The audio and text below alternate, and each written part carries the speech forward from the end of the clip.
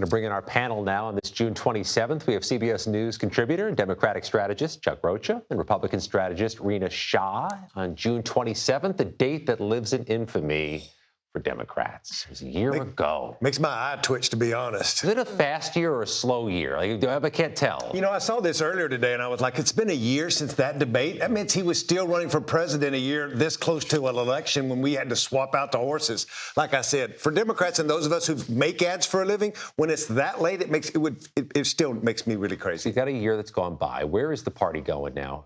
Where does the Democratic Party want to be going, and where are they really going?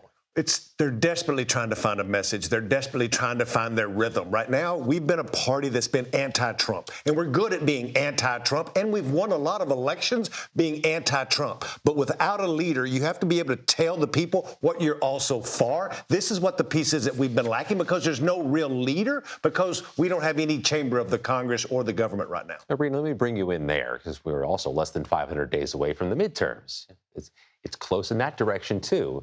Republicans have any concern that no matter what the National Democratic Party, the condition is, that they face an uphill slog winning those midterms? Well, looking in the rearview mirror, what that disastrous debate showed us is that Democrats had a lot to learn. It was a tough summer for Democrats because after that really bad debate, what we saw were something like 62% of voters telling Gallup that Biden was just too old for another term. And it still took time for him to edge away. And what we see now isn't that much different. You see a party that's run by a crop of folks that won't clear the bench for a younger set of stable leaders. You know, let's be honest about this. Alexandria Ocasio-Cortez of New York, she is now considered not as junior as she was. And is she being made, is she being cleared the path for? I don't really think so. And I think that is something that continues to plague Democrats. Forget scandals, whether they apply to a former New York governor or whatever is coming from the Trump administration. Democrats have yet to sort of anoint the person that is going to lead the party into the future. I think that is the one thing Republicans are counting on right now, is for this fractured party to not be able to lead as the midterms edge closer. We did see a fracture in New York City with the even closer election, the primary last week and the general election for New York City mayor in November. Chuck, we have the Democrats seeming to find new blood, finding a more progressive or younger option, clearing the bench, as Rina says. For better or for worse? Look, I've been doing this a long time, and it wasn't about left or right, progressive versus conservative. It was about the establishment is just not popular. And it's not been popular, I would tell you, in either parties. That's why Donald Trump has emerged on the right. We're looking from somebody that it won't be Mamdani. He'll be one piece of the puzzle.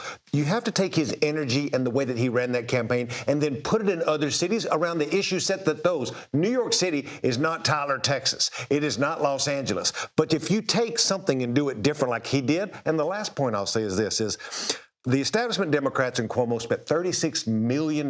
Normally, you've reported on this, whoever spends the most money, especially if they spend 4 times the money, they normally win. Mamdani only spent $9 million. What if Cuomo stays in the race? Our sources are telling us he intends to stay somehow either on the ballot or in the race. What does that do? I was reading that earlier. It almost guarantees that Mamdani is the mayor, because him and Adams split the establishment vote and makes Mamdani win by even more. We heard the president talk about Mamdani today during a press briefing in the press briefing room. Rina, take a listen to what the president had to say. I can't believe that's happening. That's a terrible thing for our country, by the way. He's a communist. We're going to go to a communistic state. That's so bad for New York, but the rest of the country is revolting against it. Should we expect to hear Republican candidates up and down the ballot talking about Mamdani? Yeah, that's going to be the playbook. I mean, Republicans got their gift, right? Because they keep pulling up receipts of this young Zohran Mamdani being a complete outsider and having views that really don't have backing. You know, how are you going to pay for free buses?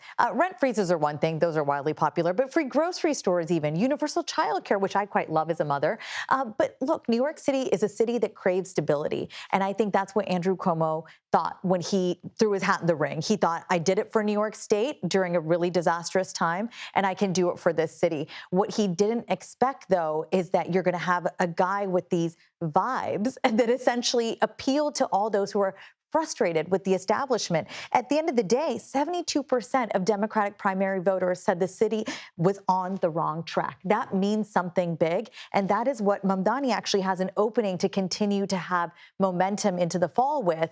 But at the end of the day, this first past the post race, the general election, is going to be a tough one. And again, the risk is there that Cuomo's still on the fight and deliver line, tips the race to either Mamdani or to the Republican, Curtis Lewa.